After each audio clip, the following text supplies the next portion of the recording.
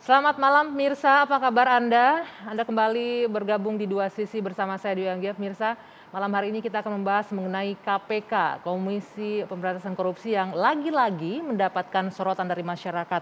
Mulai dari rencana untuk melibatkan narapidana kasus korupsi dalam program penyuluhan anti korupsi, hingga tuntutan ringan 11 tahun terhadap mantan Mensos Juliari Batubara dalam kasus korupsi dana bansos yang berujung pada vonis 12 tahun, di mana vonis ini menurut para pegiat anti korupsi menciderai atau rasa keadilan masyarakat. Nah, benarkah bahwa kekhawatiran KPK melemah pasca revisi Undang-Undang KPK ini perlahan terbukti? Ini akan menjadi pembahasan kita malam hari ini. Masihkah KPK bertaji? Kami akan bahas di Dua Sisi bersama saya, Dwi Anggia.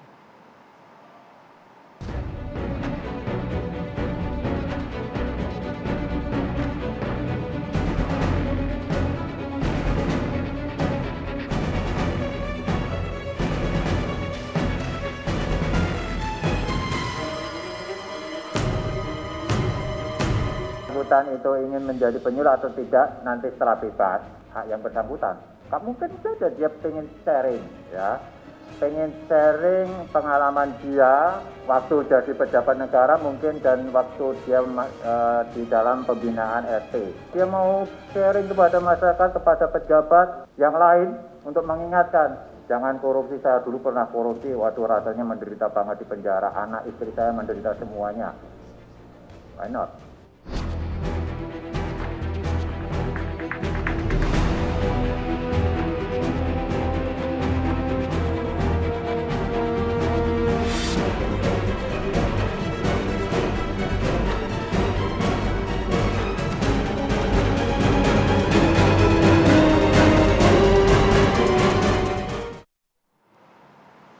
Ya, jadi makin ke sini sepertinya KPK ini makin menjadi sorotan publik mengenai apa gerak-geriknya KPK. Nah, untuk berbincang malam hari ini sudah bergabung bersama saya sejumlah narasumber. Di studio sudah hadir ada Bung Margarito, pengamat hukum tata negara. Selamat malam, Bung Margarito. Dan juga dari Waalaikumsalam, juga ada Kurnia Ramadana, peneliti dari ICW. Selamat malam. Selamat malam, Mbak. Ya, Waalaikumsalam. Dan bergabung juga secara virtual bersama saya malam hari ini ada Bapak Nurul Gufron, Wakil Ketua KPK. Selamat malam, Pak Gufron. Selamat malam Mbak Anggi dan semua. Ya, dan juga ada malam Bapak Saud Situmorang, mantan komisioner KPK. Selamat malam Pak Saud, sehat semua ya Bapak-bapak? Sehat semua, selamat malam Pak Gufron, semua yang di studio juga. Ya, saya langsung ke Pak Gufron terlebih dahulu ini Pak Gufron. Jadi sebenarnya ini apa rencana program seperti apa yang akan disiapkan KPK ini dengan melibatkan narapidana korupsi untuk program penyuluhan anti korupsi ini? Ya, sebagaimana strategi yang kami kembangkan saat ini bahwa pemberantasan korupsi itu kan inti atau akhir yang menjadi tujuan adalah agar tidak terjadi tindak pidana korupsi. Ya. Koruptornya supaya kemudian yang kami tangkap supaya jerah. Sebelum menjadi koruptor tentu kemudian perbaikan sistem dengan pencegahan. Yang baru dari kami adalah saat ini kami mengembangkan yaitu peningkatan integritas. Dengan cara apa? Dengan pendidikan karakter, baik di pendidikan formal maupun non-formal.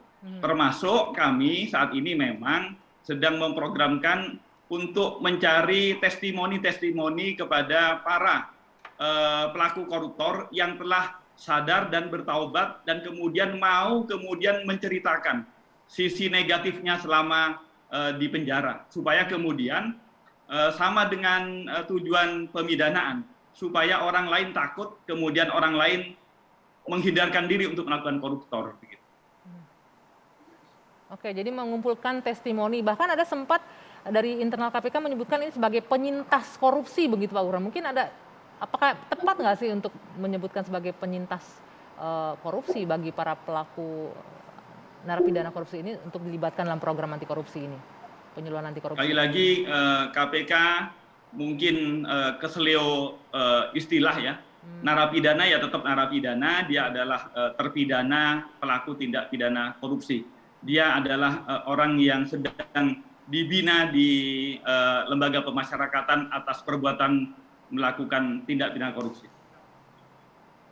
Oke, saya mau ke Pak Saud. Pak Saud, Anda sebagai orang yang cukup lama dari mantan komisioner KPK untuk melihat dari internal lah saya sebut ya, sempat berada di internal juga, melihat apakah rencana yang akan dilakukan oleh KPK saat ini dengan melibatkan para narapidana korupsi ini bisa disebut efektif atau justru kontraproduktif Pak Saud untuk pemberantasan korupsi? Ya, yang paling utama mau pakai pendekatan apa aja, itu boleh aja ya, pendekatan apa aja memberantas korupsinya. Apakah itu pendekatan ekonomi, pendekatan sosial, pendekatan psikologi, pendekatan HAM, semua pendekatan harus dipakai. Saya selalu mengatakan semua teori harus dibawa ke KPK untuk kemudian merubah perilaku. Yang utama kan itu. Tapi jangan lupa ada teori lain juga, mengubah perilaku itu nggak gampang juga. Bangsa kita kan paternalistik, mencontoh. Nah, terus kalau Anda membawa dalam gerombolan atau dalam rombongan Anda orang-orang yang punya background, ya quote and quote seperti yang kita kenal di masa lalu ada daftar yang terkait dengan hal terkait dengan pidana korupsi. Jadi upaya kita untuk membawa mereka join di tim kita untuk memberantas atau mencegah itu sedikit banyak pasti terdistorsi atau noise lah. Belum lagi kalau kita bilang mural-mural gitu kan, urus aja moralmu jangan muralku kan gitu, itu contoh-contoh kayak gitu kan disebut-sebut di masyarakat. Jadi artinya orang yang Mr. Clean aja itu bermasalah. Apalagi kalau dia umpamanya ada masalah di masa lalu. Tetapi sekali lagi sebaiknya memang dipakai semua pendekatan.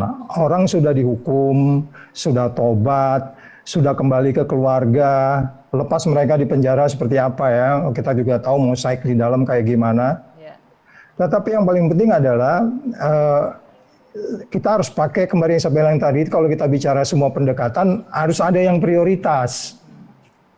Apakah itu prioritas? Kalau saya tanya sama Pak Gufron bilang prioritas. Tapi masyarakat bilang nggak prioritas. Yang prioritas malah mungkin petani yang nggak bisa nyebrang ke kali sebelah karena jembatannya jatuh karena dikorupsi. Mungkin dia lebih memberi inspirasi di dalam mencegah dan memberantas korupsi gitu loh. Jadi sekali lagi tidak ada yang salah kalau kita mau ini. Tapi saya pikir kembali apakah itu masih merupakan sebuah yang kalau kita bicara memberantas korupsi kan efektif, efisien dan seterusnya. Apakah itu efektif? Apakah itu efisien? Apakah itu mendorong perubahan? Apakah itu membawa perilaku Indonesia yang sejak merdeka sampai hari ini nggak berubah-berubah? Kalau berubah, COVID-nya nggak kayak gini kita nih. Oke, coba langsung ya kan? ditanggapi Pak Gufron boleh. Apakah ini efektif, efisien dan prioritas ini untuk melibatkan mantan narapidana korupsi? Ya. Sepakat sebagaimana disampaikan oleh Pak Saud. Jadi ini memang bagian dari strategi KPK dalam sula pendidikan dan peran serta masyarakat. Ini bukan satu-satunya. Zamannya Pak Saud kita sudah merekrut misalnya pemuka agama, kemudian para apib di beberapa pemerintahan daerah, termasuk juga dari pengurus parpol maupun juga penyelenggara negara.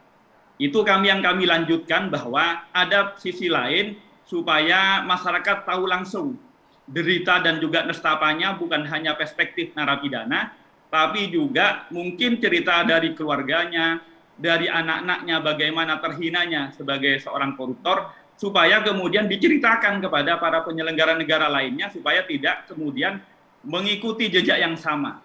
Itu harapannya. Apakah efektif atau tidak, tentu semuanya ini adalah upaya yang masih rintisan, piloting, nanti kita kemudian uji setahun 2 tahun yang akan datang. Jadi namanya efektivitasnya tentu tidak bisa diuji saat ini ya. Oke, baik. Kita akan minta tanggapan dari ICW nih. Mas Kurnia, menurut Anda efektif nggak tuh? Ya walaupun harus diuji 1-2 tahun katanya, tapi dengan melihatkan bagaimana menderitanya keluarga koruptor akibat dampak si narapidana dihukum, bisa membuat orang jera atau takut melakukan tindakan korupsi gitu. Iya, lagi-lagi masyarakat dihadapkan dengan kontroversi KPK kembali. Karena kalau kita cermati lebih lanjut sebenarnya awal mula persoalan ini ada pada akhir Maret lalu. ketika KPK mengunjungi sosialisasi pencegahan di Sukamiskin. Kebetulan ada Pak Gufron, mungkin Pak Gufron bisa jawab nanti berapa orang sebenarnya yang mengikuti kegiatan sosialisasi di Sukamiskin. Berdasarkan informasi yang kita terima sebenarnya kurang dari 10 orang yang ikut ke dalam kegiatan itu. Aktor-aktor koruptor yang berskala besar, yang suapnya luar biasa besar, menimbulkan kerugian negara. Coba Pak Gufron jawab, apakah ada koruptor-koruptor besar yang ikut dalam kegiatan itu? Yang pertama. Yang kedua, sudah pasti kalau ini ditindaklanjuti secara serius, pasti akan memboroskan anggaran. Karena pasal 4 Undang-Undang KPK menegaskan bahwa KPK bertujuan untuk meningkatkan daya guna pemberantasan korupsi. Pertanyaan refleksinya adalah, apa gunanya meminta testimoni dari koruptor untuk supaya masyarakat sadar, masyarakat makin kesal, bukan hanya kepada koruptor itu, tapi kepada penyelenggara, yaitu KPK. Dan kalau cermati lebih lanjut, sebenarnya yang dibutuhkan diminta testimoni bukan pelakunya, tapi korbannya, misalnya korban korupsi bansos, itu yang KPK wawancara. Ada ratusan juta orang kok koruptor yang dipilih. Nanti kita minta tanggapan Pak Gufron, usai jeda kita kembali sesaat lagi di Dua Sisi.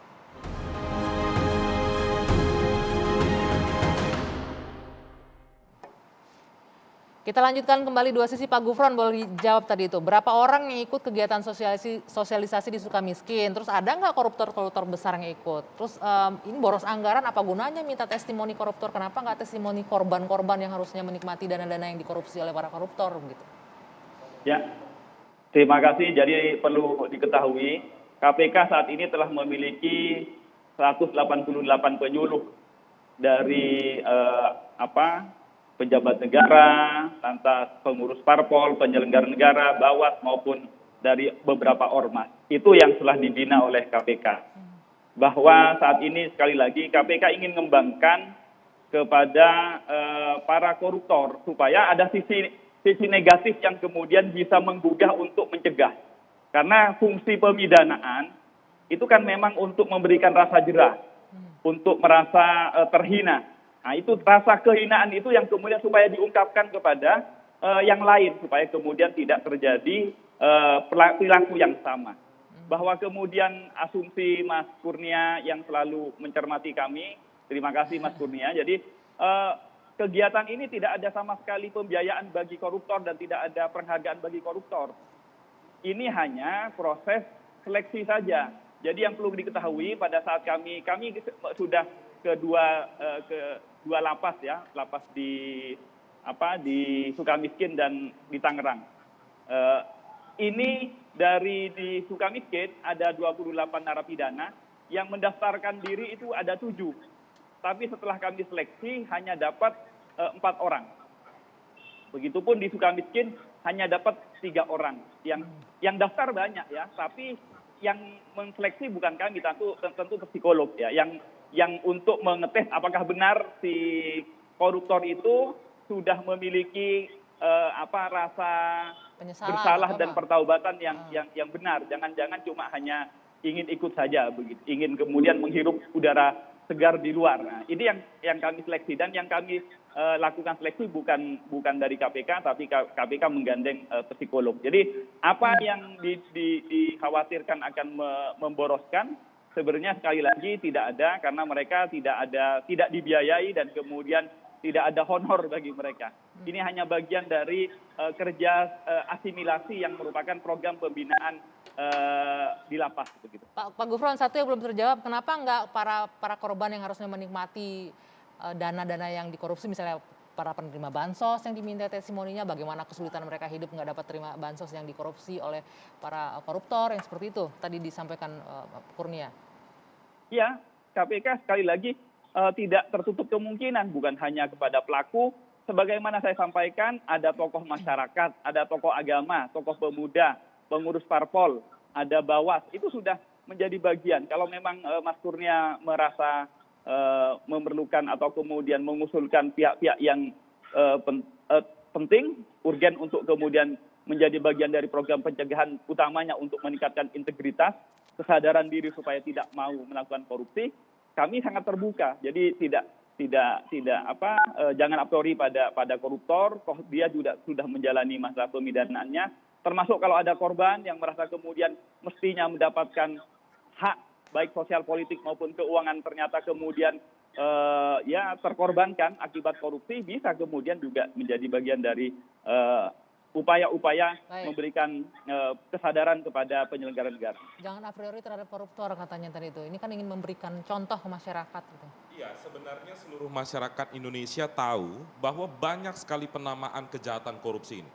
Ada extraordinary crime, transnational crime, serious crime. Itu menandakan apa? Treatment terhadap pelaku korupsi tidak bisa lagi digunakan dengan cara-cara biasa. Kejahatan umum saja tidak ada dimintai testimoni oleh kepolisian atau kejaksaan. Lah kok ini kejahatan luar biasa justru diberikan hal tersebut. Selain dari itu, yang penting adalah kita selalu mendorong adanya sanksi sosial kepada pelaku korupsi. Ketika Pak Gufron dan teman-teman KPK tadi mungkin mengatakan tidak ada anggaran negara, tapi setidaknya kegiatan itu diinisiasi oleh lembaga negara, namanya Komisi Pemberantasan Korupsi. Leading sektor yang harusnya memberikan efek jera, bukan justru merekam para terpidana kasus korupsi, yang kami anggap itu adalah kekeliruan yang sangat mendasar. Tidak hanya solusinya yang keliru, melihat permasalahan saja itu tidak mampu. Jadi sudah pasti keluaran output yang dikeluarkan oleh KPK pasti justru menimbulkan kontroversi. Sebenarnya ini baru satu, tapi mungkin nanti kita akan bahas ada banyak sekali catatan ICW terhadap hal itu. Saya ingin minta pendapat dari Bung Margarito, bagaimana Anda melihat ini? Apakah setuju dengan ini atau? Ya, pertama saya ingin sampaikan ke Gufron dan Firly dan kawan-kawan, jalan deh, program ini jalan. Kenapa? Program ini jalan. Jalan. Kenapa Go ahead. Anda? Satu ya, kalau saya mikir-mikir nih, tadi saya sempat bilang begini, di dalam hati nih, kok ada ya koruptor napi yang mau gitu jadi. Karena ini menyudutkan dengan senyum. KPK nyudutin, permalukan mereka dengan senyum. Orang-orang itu untung ketang gimana kok mereka mau gitu jadi. Anda bisa bayangkan kalau di sana disuruh kalau korupsi itu korupsi begini, Anda jangan pikir korupsi, misalnya Anda ada di titik poin ke-10, rangkaiannya itu ada satu, Anda ada di titik, Anda diambil juga. Anda kena, Anda belum tahu tinggal dalam penjara itu. Hanya orang gila aja yang gak waras otaknya, yang gak waras hatinya, yang akan nyaman tinggal di dalam ruang berapa meter itu, 1 kali 24 jam bertahun-tahun. Lalu dia bilang, walaupun kita juga gak bisa melupakan bahwa fasilitas di penjara juga ada oke, yang bagus, yang enak. Coba saya mau tanya, Anggi kuat gak di sini? Satu muter di sini. Kuat gak? Bertahun-tahun, kuat gak? Tahu kuat gak? Enggak kuat. Kalau waras gitu, otak waras, jiwa waras, gak bakalan mau isolasi bertahun-tahun di ruang kali berapa tuh. Taruhlah ada TV di situ, ada segala macam di situ, mampus kau di situ. Jadi menurut Anda ini bakalan efektif untuk membuat yang lain takut, jangan ikutan saya. Lalu gitu. Satu itu ya, yang kedua, dia nanti pada orang-orang yang nggak korup-korup, dia bilang, kalian korupsi begini deh, kalian jangan pikir bahwa kalian sembunyi-sembunyi itu, nyuri-nyuri sembunyi-sembunyi itu nggak diketahui oleh aparatur hukum. Kalian ketahuan juga, kalian masuk penjara, mampus kalian di dalam. Dimaki-maki orang. Lu dulu datang orang bilang, ya itu koruptor tuh, mati nggak coba tuh. Jadi saya membayangkan tidak akan ada orang yang mau ini koruptor ini mau ikut programnya Pak Gufron sama Firly dan kawan-kawan ini. Ternyata ada tuh tadi saya dengar Pak Gufron tadi bilang ada tiga dan segala macam. Ini hebat sekali akalnya ini. Jadi saya mau pesan sama Pak Gufron dan kawan-kawan situ, jalan barang ini. Jalan. Perkara ada sana bilang begini itu soal lain. Pesannya, saya mau ke Pak Saud. Pak Saud, kalau Anda melihat pesannya sampai nggak seperti itu Pak Saud? Bahwa menunjukkan bagaimana tidak enaknya tinggal di tahanan akan membuat orang tidak akan mengikuti jejak para koruptor begitu. Menunjukkan bahwa keluarganya merasa terbuli akan membuat orang berhenti melakukan tindakan korupsi begitu. Iya, makanya kalau kita bicara penegakan hukum, ya yang paling basic kita belajar filsafat hukum. Kalau bicara filsafat hukum, semua rumus di bawah itu semua ada baiknya, ada jeleknya. Saiton aja bisa jadi bagus kalau kita bicara filsafat hukum. Ya kan itu dibilang itu jadi bisa check and balance gitu. Makanya saya katakan kembali lagi, kalau kita bicara manajemen, kalau kita bicara bagaimana upaya mendorong perubahan secara sustain, jangan lupa bahwa negara ini gagal memberantas korupsi karena dia tidak membuat upaya yang sustain dari satu ke satu. Nah, ini Undang-undangnya bahkan nggak Pak sustain. Saud ini juga mesti dikoreksi. Kalau Sebentar. bicara dalam konteks Bahkan itu gitu ya. undang-undangnya tidak sustain. Sebentar, Bung Pertanyaan, Margarito. kalau kita mau dibalik ini. Sebentar, saya dulu bicara dulu. Sebentar, Kamu Bung Margarito. menghargai. Silakan Pak Saud, silakan Pak Saya Saud. nggak pernah bicara di TV aja, satu-satu aja kita bicara. Oke. Saya menghargai kamu ngomong tadi kok. Silakan Ya. Pak Saud, ya. Ya oke, jadi sekali lagi saya katakan ini persoalan sustain atau tidaknya. Kalau kita bicara sustainability, bahkan undang-undangnya aja nggak sustain. Ini kan yang terjadi ini sekarang karena undang-undangnya. Perilaku Pak Gufron CS sekarang itu karena undang-undangnya. Karena juga pengawas internalnya. Kalau pengawas internal yang kemarin dan undang-undangnya seperti kemarin, nggak bisa kita ketemu ke penjara itu ketemu orang. Jadi value creation-nya udah memang amburadul negeri ini gitu loh. Jadi mau apa lagi? Jadi yang saya bilang kita berdebat hari ini juga percuma kalau undang-undang itu nggak diganti atau dikembalikan dulu. Jadi kan 26 poin yang kami bilang ada kelemahan itu kan sudah bukan 26 lagi, udah menuju ke 100 lebih kelemahan undang-undang baru itu. Kita nggak salahkan Pak Gufron, saya udah bilang tadi di depan. Dia harus berinovasi, dia harus kreatif, dia harus mencari cara-cara membuat Indonesia kembali ke jalan yang benar. Semua kita malam ini juga tujuannya itu. Tapi sekali lagi saya tanya, apakah itu menjadi cara yang paling baik dari dibandingkan yang dilakukan oleh Kurnia tadi gitu loh. Oke, Jadi baik. sekali lagi, kita duduk baik-baik, pelan-pelan. Jangan asal bikin kreatif, inovatif, mengimplementasi temuan apa namanya. Belum lagi kalau kita bicara nanti ini si pembicaranya ini ya, katakanlah si A. Jangan lupa pidana korupsi itu 18 tahun, 16 tahun. Lagi dia bicara di depan publik, kemudian penyidik bikin pembukaan kasus baru dari kasus yang itu. Di mana muka dia lagi bicara di depan publik, kemudian kasus yang baru diungkap. Nah itu banyak hal yang harus diperhitungkan gitu. Jadi jangan hanya pendekatan pencegahannya, pakai juga pendekatan penindakannya. Oke. Lah bayangin lagi bicara ya di depan, ini saya begini-begini, kasus baru mengungkap, data baru ungkap, diungkap lagi kasus itu, penyidikan baru. Kita malah membunuh dia 2 kali itu nanti. Membunuh orang itu 2 kali di Baik. depan publik. Nanti kita akan minta tanggapan Pak Gufron dan juga Bung Margarito usai jeda saat lagi di Dua Sisi. Kami kembali.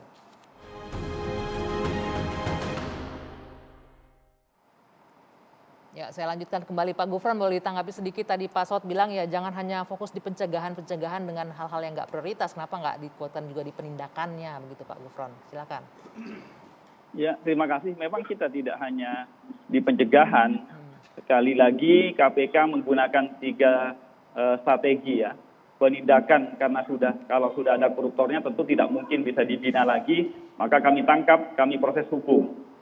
Kedua, jika masih belum, maka para penyelenggara negara itu kami tumbuhkan kesadarannya untuk kemudian agar ketika menduduki jabatan tidak kemudian memanfaatkan jabatannya untuk kepentingan pribadi, karena yang disebut korupsi adalah memanfaatkan jabatan atau kewenangannya untuk kepentingan pribadi, kelompok ataupun kepentingan politik tertentu. Itu yang kami lakukan. Jadi kami tiga-tiganya tidak kemudian memberatkan ataupun meringankan. Kami secara ekuivalen, berkeseimbangan, 3 hal itu kami lakukan. Penindakan agar pelakunya jera, yang lain takut.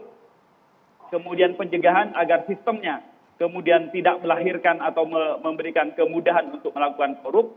Yang ketiga, kami yang saat ini kembangkan adalah pendidikan agar dari dalam internal dirinya itu tumbuh kesadaran untuk tidak korup.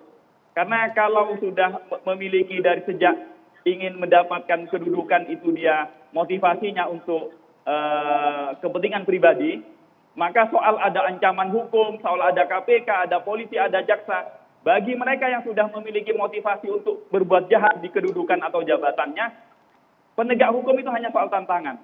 Nah, oleh karena itu, KPK, 3 hal itu kami lakukan saat ini. Jadi tidak hanya pencegahan, tidak hanya mendidik, tapi juga melakukan penindakan secara bersamaan. Oke, tadi Bung Margarito ada ingin menanggapi Pak Saud bagaimana? Begini, urusan soal efektivitas dan segala macam bahwa itu perlu kita perbincangkan ya, tetapi saya menyarankan agar itu tidak menjadi focal point. Oleh karena apa? Kalau itu misalnya seperti Pak Saud bilang itu tadi, orang juga mempertanyakan KPK. Sampai 20 tahun apa sih Anda bikin? Apa sih faktanya kayak begini? Korupsi menggila gitu. tidak kurang-kurang, apa efektifnya KPK itu? Kalau kita bicara dalam perspektif itu. Karena itu saya setuju dengan Pak Gufron, fight. Semua strategi, semua cara yang memungkinkan menjadi castle atau castle of corruption itu, fight. Lakukan itu. Termasuk ini, Anda bayangkan ini kalau saya, ini orang-orang koruptor-koruptor ini, kalau dia nanti malam dia renung-renungkan, gila nih gue dipermalukan sama ini Pak Gufron sama kawan-kawan nih. Gue mesti duduk di depan, gue bilang, gue ini korupsi loh. Korupsi itu begini. Akal Anda secanggih apapun akan ketahuan begini. Begitu kamu masuk dalam penjara sana, kamu dicincang oleh kerinduanmu terhadap anak, istri dan segala macam dan tidak bisa bikin apa-apa. Oke. Mati kamu di dalam sana itu. Jadi kalian yang belum korupsi, jangan pakai akal bulus, jangan pakai begini, kalian mampus di dalam sana. Oke, itu dari sudut pandangnya. Jadi menurut saya menyarankan kepada Pak Gufron dan kawan-kawan, apa yang sudah diputuskan ini, saya senang sebenarnya sampai beberapa saat tertentu saya senang karena ada orang yang koruptor itu mau lakukan, padahal kalau saya ini nggak mau ya penilaiannya. Oke. Gila ini. Tapi ini saya ingin menghadirkan komentar-komentar berbeda nih dari Bung Margarito nih. Kita lihat dari beberapa Twitter yang juga berkomentar mengenai rencana untuk melibatkan narapidana korupsi untuk penyuluhan anti korupsi. Ini yang pertama dari mantan pimpinan KPK juga, Bambang Wijoyanto, menyebutkan mati ketawa ala pimpinan KPK, ex-koruptor direkrut untuk jadi penyuluh, tapi insan KPK yang berjasa dijebloskan koruptor, justru ditewekakan dan dihabisi. Apakah kita sedang ditinggikan kedunguannya? Oke, selanjutnya ada dari Novel Baswedan. Perilaku pimpinan KPK aneh dan keterlaluan. Apakah tidak paham atau tidak peduli terhadap korupsi ketika menyebut koruptor sebagai penyintas korban, lalu pelakunya siapa? Negara. Pantas saja mau jadikan koruptor sebagai penyuluh anti korupsi. Pegawai yang baik disingkirkan. Ini tadi sudah dikoreksi oleh Pak Gufron ya, agak keseleo lidah menyebutkan istilah penyintas ini tadi. Kemudian dari, ini mantan jubir KPK ini, Febri Diansyah. Kedepan perlu terobosan lebih berani, bukan hanya menjadikan ex-napi koruptor sebagai penyuluh anti korupsi, tapi menjadikan mereka pimpinan KPK. Siapa kandidatmu? Nah, ini satir nih. Pak Gufron boleh ditanggapi sedikit nih mengenai komentar-komentar ini mantan orang-orang dari internal KPK sendiri, tanggapannya seperti ini Pak Gufron. Ya nggak apa-apa, kami memandang hal positif, artinya mereka masih peduli kepada KPK agar setiap inisiasi itu tetap kemudian perlu hati-hati. Jadi kami memandang positif, ini kan alam demokrasi ya, sehingga setiap kebijakan itu sah untuk kemudian dikritik. Oke, nggak apa-apa ya, semua orang bebas berpendapat.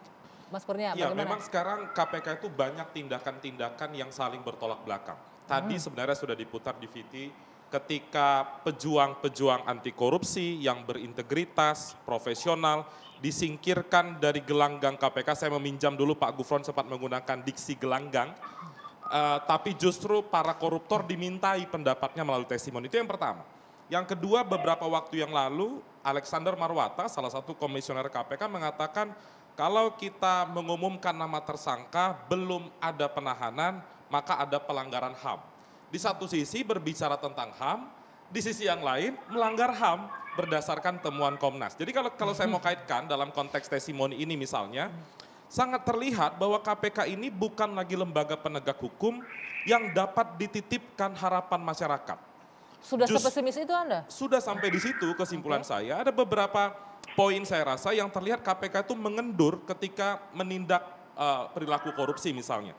Dan saya ambil 3 indikator, kuantitas, kualitas, dan isu hari ini. Kalau secara kuantitas, penindakan KPK yang kemarin juga Pak Gufron sampaikan semester pertama 2021, kalau kita bandingkan dengan tahun-tahun sebelumnya ketika era Pak Saud, Pak Abraham Samad itu merosot tajam misalnya. Lalu yang kedua dari sisi kualitas, banyak kasus-kasus yang sebenarnya kerugian langsungnya dirasakan oleh masyarakat, tapi kualitas KPK sangat rendah. Kasus Bansos misalnya, ada cukup banyak kejanggalan di sana, tuntutan KPK hanya sebatas 11 tahun. Padahal masyarakat ekspektasinya sangat tinggi, kalau bagi ICW sebenarnya orang seperti Juliari itu pantas dan layak seumur hidup penjara. Tapi penilaian KPK ternyata kasus Bansos di tengah corona layak hanya 11 tahun. Dan hari ini KPK tidak juga banding.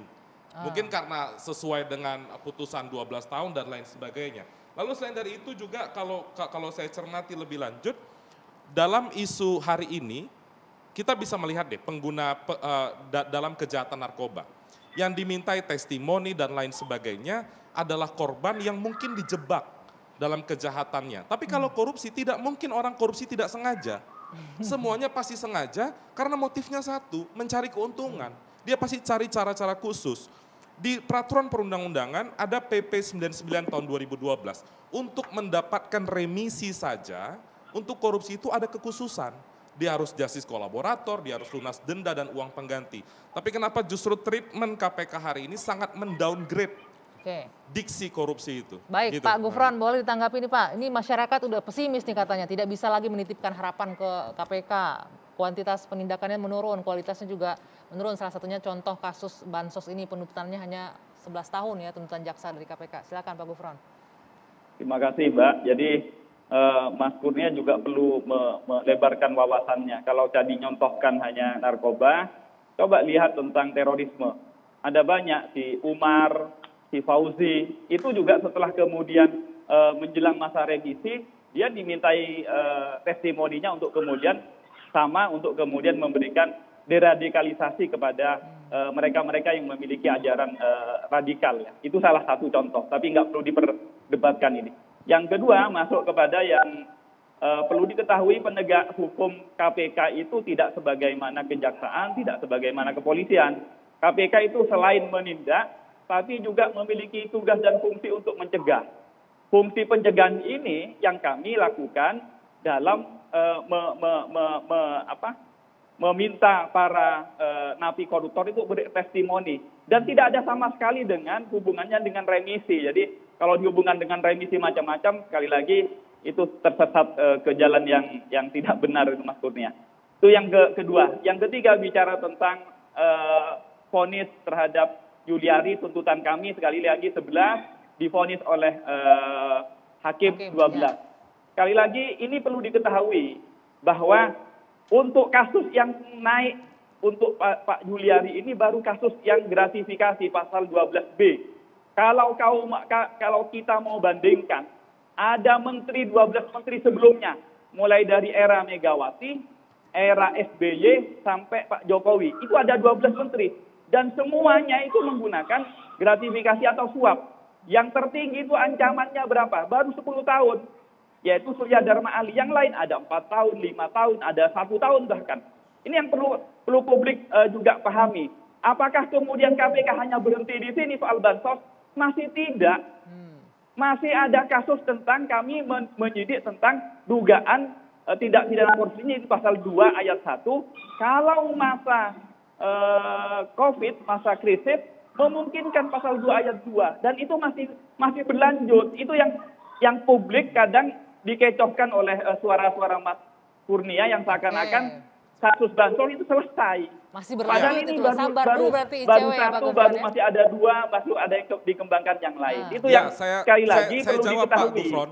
Saya jawab pernyataan Pak Gufron. Yang pertama, remisi tadi maksud saya peraturan perundang-undangan kita sudah memperketat untuk para narapidana kasus korupsi mendapatkan kemudahan. Kenapa justru KPK mengakomodir suara-suara para terpidana dengan dalih pencegahan dan lain sebagainya. Yang kedua Mbak Anggi, saya kaget juga seorang komisioner KPK tidak tahu kasus apa yang terkena kepada Juliari. Saya tanya, di mana gratifikasi Juliari Batubara? Juliari Peter Batubara itu kenanya suap 12B kecil, bukan 12B besar. Jadi justru saya ragukan juga bagaimana pengetahuan Pak Gufron soal penindakan kasus-kasus di KPK.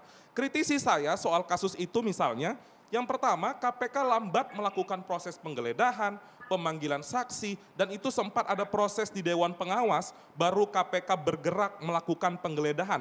Itu pun penggeledahannya tidak menemukan barang bukti apapun. Selanjutnya misalnya, dalam surat dakwaan KPK ada nama-nama yang dihilangkan, padahal punya pengetahuan lebih soal pengadaan bansos. Jadi bagaimana Pak Gufron menjelaskan itu?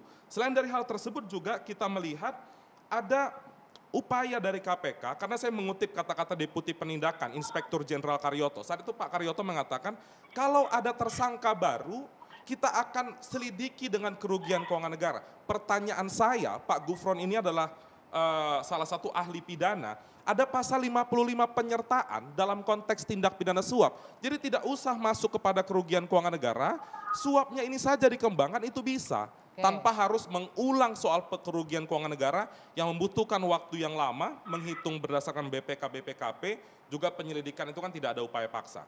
Itu saya rasa. Baik, tanggapi Pak Gufron, silakan. Ya, karena sebenarnya Mas Kurnia itu juga paham, cuma sayang pahamnya itu disesatkan.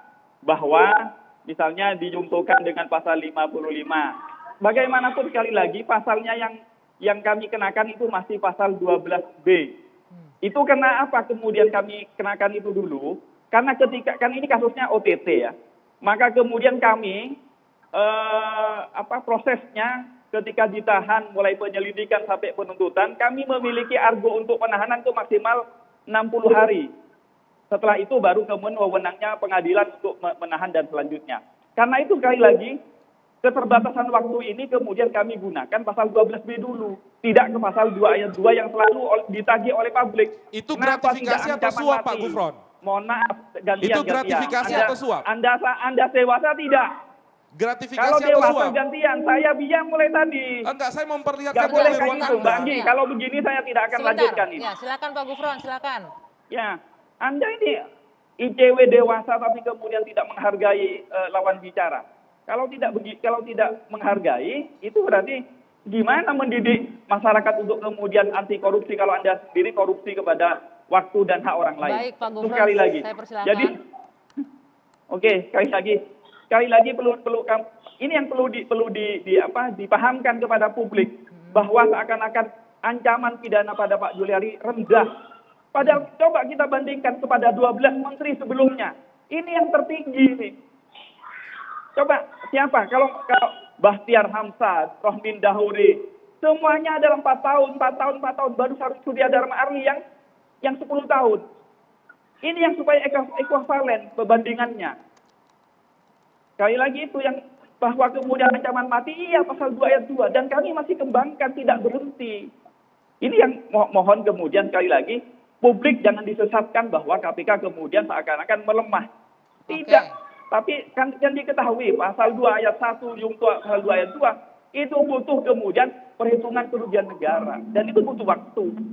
Baik Pak Gufron. Kemudian. Baik, nanti kita akan lanjutkan lagi. Benarkah KPK melemah atau tidak? Kita lanjutkan usai jeda dua sisi sesaat lagi. Kembali untuk Anda.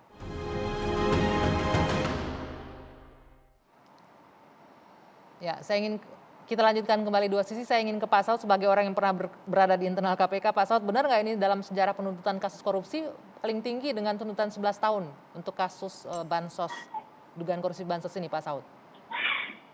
Ya pasti saya nggak hafal kalau ditanya satu persatu ya. Cuman yang paling penting begini, di kasus ini kan ada dua masalah. Pertama, dipertanyakan kenapa pakai pasal 12B kecil. Kalau sebenarnya itu langsung ya, walaupun Pak Gufron tadi punya rencana, ini seharusnya kan di pasal 2. Karena ini sebenarnya bukan suap, ini enggak uang negara, kerugian negara. Coba baca lagi definisi kerugian negara. Ini uang negara dipakai, diambil sama dia. Jadi kerugian negara sebenarnya. Walaupun nanti coba ditanya lagi BPK, definisi kerugian negara itu apa. Jadi nggak ada keraguan sebenarnya dari awal, Juliari ini juga pasal 2. Kan Pirly pernah bilang juga, dia punya six sense juga. Dia bilang ini pasal 2. Cuman belakangan kan jadi berubah jadi pasal 12B besar. Kalau 12B besar memang seumur hidup, terus kemudian 4 tahun minimal, maksimal 20 tahun something gitu ya kalau nggak salah. Itu satu persoalannya. Kedua persoalannya Pak Gufron membandingkan dengan masa lalu. Kenapa ada pasal 2 itu? Kalau pembuat undang-undang sudah bilang bahwa memang Indonesia ini, bangsa Indonesia dalam keadaan apapun dia tetap korup gitu. Kenapa pasal 2 itu ada kan disebut keadaan bahaya, keadaan rencana bencana, perekonomian dan seterusnya. Jadi pasal 2 itu muncul gitu. Sekarang pasal 2 itu sangat relevan dengan kondisi saat ini. Cuman dikasih 11 tahun, kemudian ditambahin 1 loh yang mulia. Itu yang diributkan orang, sehingga keadilannya kok nggak datang. Ini kan persoalan keadilan. Kalau dibandingkan dengan peristiwa-peristiwa lalu pasti beda, karena memang juga hakimnya beda, jaksa penuntutnya beda, pimpinan KPK-nya aja beda. Kalau saya ditanya setelah jaksa bikin rentut, terus kemudian mereka mau putuskan berapa, saya ikutin persidangannya detail setiap hari. Jadi saya tahu siapa yang ngeyel, siapa yang ini di persidangan. Jadi yang sebenarnya yang dijadikan pokoknya itu adalah sebagaimana di persidangan. Di persidangan pun yang bersangkutan tidak menyesal, membantah, lari ke hal-hal yang sifatnya sosiologi. Kemudian hakimnya kepengaruh hal-hal sosiologi, bukan di persidangan. Dan apa yang saya bilang kan ini secara keseluruhan memang peradaban hukum kita masih seperti ini. Harapan kita sebenarnya KPK yang jadi trigger mekanisme, Pak Gufron, please. Silakan, Jadi trigger mekanisme, bukan malah di-trigger kebalik. Jadi kalau kemarin Pak Gufron bikin yang maksimal yang 20, pasti hakimnya nambahin jadi 21 tuh. Bisa jadi gitu ya kan. Jadi maksud saya adalah kembali lagi, saya belum tanya Pak Gufron gimana mutusinya berlima. Kalau zaman dulu kan saya ikutin persidangan, jaksa datang, Pak kita tuntut sekian karena ada justice collaborator segala macam. Nanti saya bilang enggak, aku tahu, aku ikutin persidangannya, media nggak bohong. Bahwa ini ada ini nggak membuka begini. Oke, dia itu 20 saya bikin 18. Tanya Pak Agus, tanya Pak ini, tanya Pak itu sampai 5 orang dibagi 5 rata-rata. Saya nggak tahu yang ini seperti itu nggak dilakukan Pak Gufron. Saya pikir masih seperti itu juga. Tapi sekali lagi dengan kondisi undang-undang yang sekarang ini, mosaiknya itu menjadi lebih meluas karena kepercayaan terhadap KPK itu sangat rendah. Jadi apapun yang dilakukan oleh Pak Gufron ini, percaya deh Pak Gufron disalahin terus karena memang kepercayaannya sangat rendah. Kenapa rendah? Karena undang-undangnya. Baik, Pak artinya Gufron kan pertama juga nggak setuju dia. Kenapa? Pak Saud, maaf saya potong Pak Saud. Pak Saud, apakah artinya kekhawatiran bahwa KPK ini mulai melemah pasca revisi undang-undang perlahan-lahan terbukti kalau Anda menyebutkan tadi itu? Ya kamu lebih pintar dari saya udah itu, tiap hari wawancarain orang. Seperti itu bener, berarti ya? Udah kayak begitu. Itu udah bener, itu namanya bagaimana intubasi. Pak Gufron? Bang Gi, ya ini yang perlu diklarifikasi ya. Sekelas Pak Saud masih ada. Sebenarnya tadi Pak Mas Kurnia sangat paham. Jadi bahwa sekali lagi ketika KPK itu menangkap, pada saat itu kemudian kan kami langsung tahan. Ketika penahanan berjalan, argo penahanan itu berjalan sampai maksimal 60 hari. Kalau 60 hari, apakah akan keluar perhitungan kerugian negara kalau menggunakan pasal 2 ayat 1, Yungto pasal 2 ayat 2? Itu yang Pak Saud tidak memahami. Mas Kurnia sangat paham ini. Jadi bukan berhenti di pasal 12B saja. Kami, perbuatan pasal 2 ayat 1 dan ayat 2-nya, itu sedang berproses. Jadi itu yang saya kira Mas Kurnia lebih memahami kalau konteks proses pidana ini. Jadi mohon dipahami bahwa penggunaan pasal 2 ayat 1 Yungto pasal 2 ayat 2 itu masih terbuka, masih kami laksanakan penyidikannya, tidak berhenti. Terhadap siapa masih terbuka? Terhadap siapa? Terhadap Juliari? Terhadap perbuatan di bansos ini, Pak. Karena ini kan ya, baru satu siapa? Terhadap siapa pasal 2 itu masih terbuka? Terhadap siapa? Kalau terhadap Juliari itu, Juliari harus dibebaskan itu. Nggak boleh dia diadili kan dengan pasal 12 dia besar. Vendornya bansos itu kan bukan hanya satu vendor, banyak vendor. Itu yang kepada kan tadi yang sampean bilang mau dikenakan pasal 2 itu siapa? Sekali lagi kalau detail kasus saya tidak memungkinkan karena ini masih proses penyelidikan maupun penyidikan. Bukan, makanya yang 12 pasal 2 tadi itu terhadap siapa? Terhadap siapa? Kalau terhadap Juliari, dia harus dibebaskan itu, nggak boleh dia. Sudahlah Pak, kalau urusan penyidikan sekali lagi kita tidak akan berdebat di sini, karena ini masih proses berjalan. Yang sama Bapak gitu ini loh. tidak tahu nebis in idem, jadi perlu belajar banyak Pak. Iya makanya nggak bisa Anda mau pakai pasal 2 itu terhadap siapa? Menurut orang itu terhadap Juliari, bukan terhadap yang lain. Karena dia yang memang bisnis sangat dominan. Contoh saja saya misalnya dapat suap dari Pak Saud. Tapi saya dalam pengadaan barang dan jasa, rekanannya bukan hanya Pak Saud, ada A, B, C, D yang lain. Itu ada peristiwa yang lain lagi, kita diskusi Pak. Juliari malam ini, kita Juliari diskusinya bukan yang lain. Baik, sayang sekali ini kalau untuk masuk masalah detail lagi teknisnya tidak bisa kita bahas, waktunya juga sangat terbatas. Tapi yang pasti kita sama-sama berharap apapun itu jangan sampai seperti yang ditakutkan oleh Mas Kurnia bahwa masyarakat tidak bisa lagi menitipkan harapan ke KPK.